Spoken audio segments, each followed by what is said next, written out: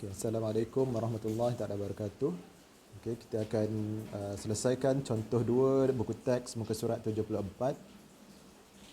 Okay, untuk menyelesaikan sistem persamaan linear dalam 3 pemboleh ubah yang ada X, Y dan Z, okay, kita boleh gunakan beberapa kaedah. Okay, tapi untuk contoh 2 kita akan gunakan kaedah penghapusan. Okey, ada 3 persamaan. Step yang pertama, mula-mula sekali yang kita kena buat, bila ada 3 persamaan, kita kena labelkan ketiga-tiga persamaan tu dengan nombor 1, persamaan nombor 2 dan persamaan nombor 3.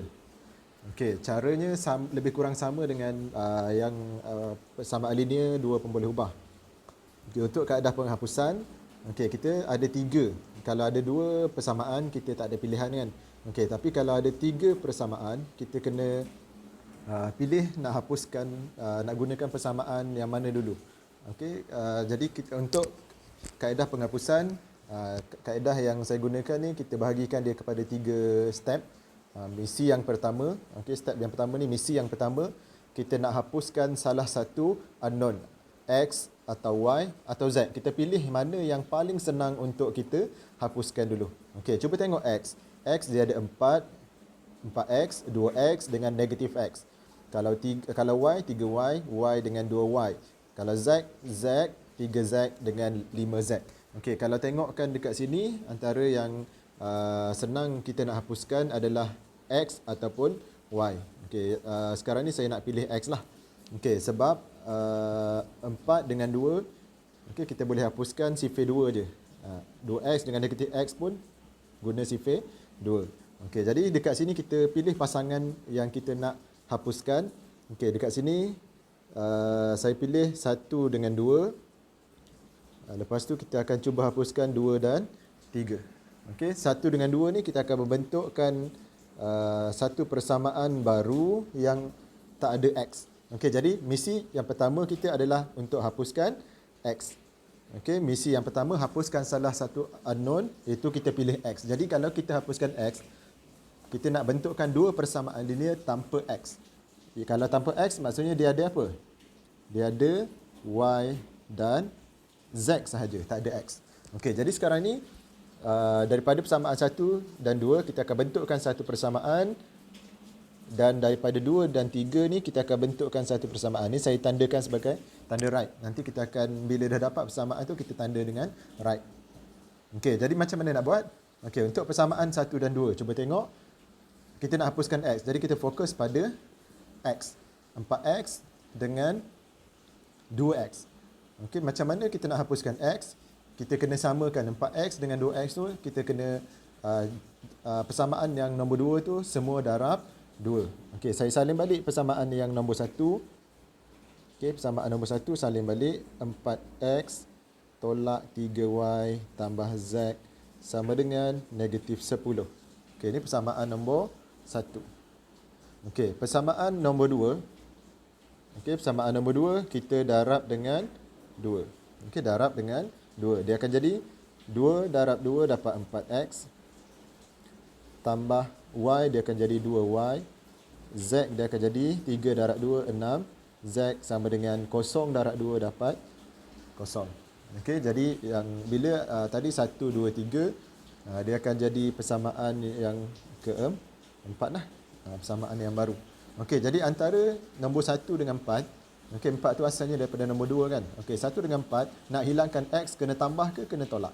Dia kena tolak. Jadi siapa nak tolak siapa? Okey, itu bergantung pada kita punya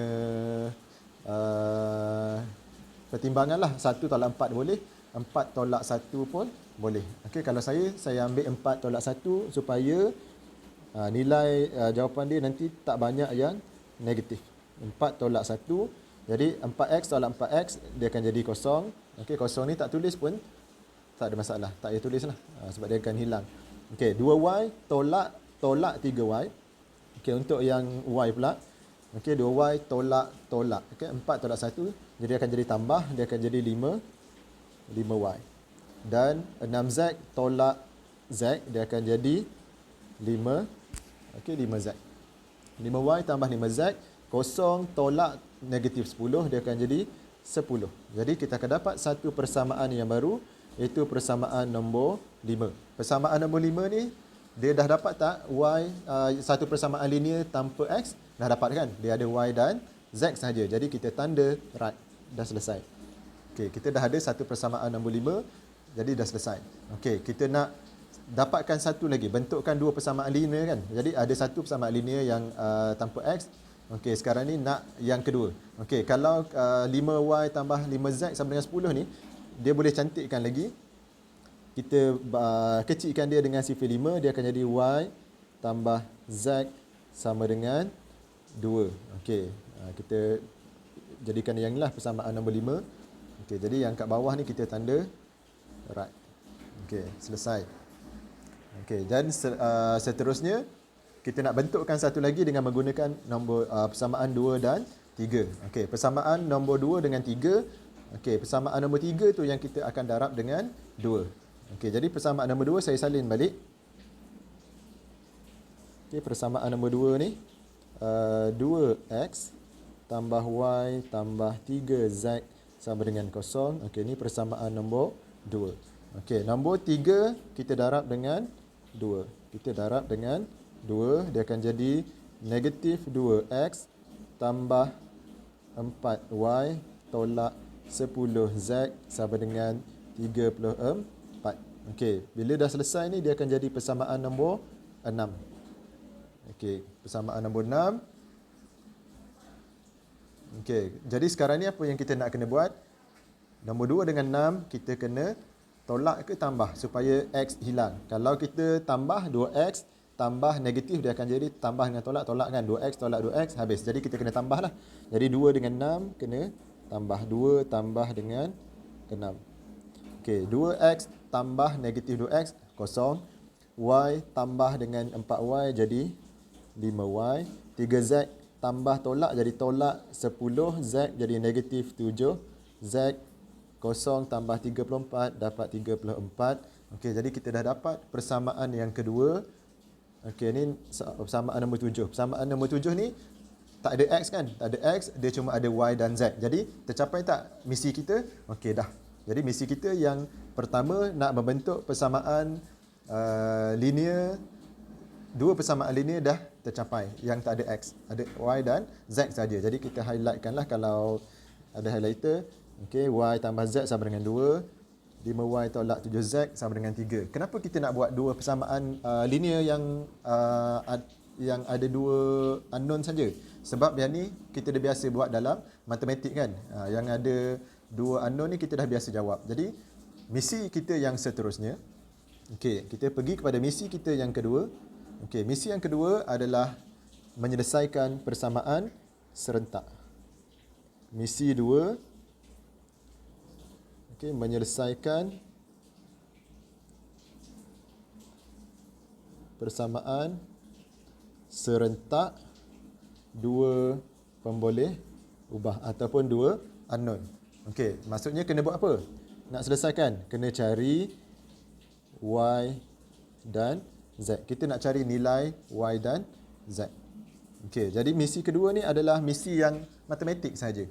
Biasa dah kita buat dalam matematik, ada dua persamaan serentak lah. Persamaan serentak dalam dua pemboleh ubah. Jadi y tambah z sama dengan 2. Saya salin balik je ni, 5y tolak 7 z sama dengan 34. Okey, ni persamaan nombor 5. Yang ni persamaan nombor 7. Okey, sekarang ni kita nak guna kaedah penghapusan. Jadi bila kaedah penghapusan, kita kena pastikan kita hapuskan salah satu. Okey, jadi kat sini kita boleh hapuskan y dulu. Okey, jadi y dengan 5y. Jadi persamaan nombor 5 kena darab dengan 5 kan. Okey, jadi boleh buat semula. Persamaan nombor 5 darab dengan 5, dia akan jadi 5y tambah 5z sama dengan 10. Dia jadi macam yang asal tadi. Okay, jadi sekarang ni persamaan nombor 8. Okey, jadi nombor 7 dengan nombor 8 lah kita akan hapuskan. Okey, dengan cara tolak. Okey, siapa nak tolak siapa? Okey, ni sama dengan 10. Okey, siapa nak tolak siapa? 8 tolak 7 ke 7 tolak 8? Okey, dua-dua pun tak ada masalah. Okey, jadi kita ambil mana 8 tolak 7 lah. Okey, 8 tolak 7. Kalau nak buat 7 tolak 8 pun okey je. Okey, 8 tolak 7, 5y tolak 5y habis 5 tolak 7. Jadi 5 tambah 7 dapat 12.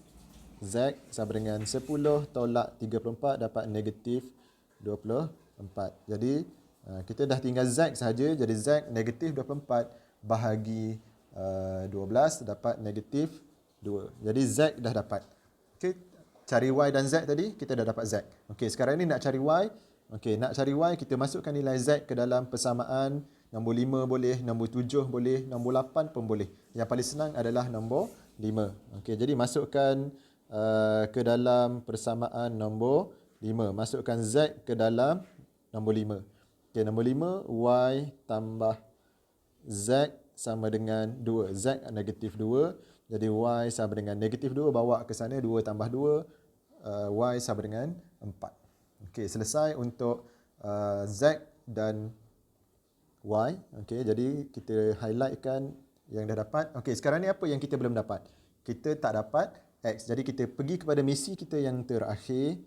Okey, misi yang ketiga, misi yang terakhir, cari apa? Cari X. Macam mana nak cari X? Okey, kita dah ada X, kita dah ada Z, kita dah ada Y. Jadi kita cuma gantikan ke dalam mana-mana persamaan yang ada X, Y dan Z. Kat mana? Yang original tadilah, yang daripada persamaan 1, 2 ataupun 3. Okey, kalau tengok kita nak masukkan Z dengan Y. Okey, kita boleh pilih mana-mana lah. Daripada persamaan nombor 1, 2, 3. Okey, kalau tengok kat sini, saya rasa nombor 2 lah paling senang.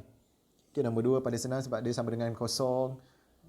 Dia tak banyak negatif kan, dia semua positif. Jadi kita masukkan, kita gunakan persamaan nombor 2. Okey, kita masukkan Y dan Z ke dalam nombor 2. Okey, nombor 2 saya salin balik.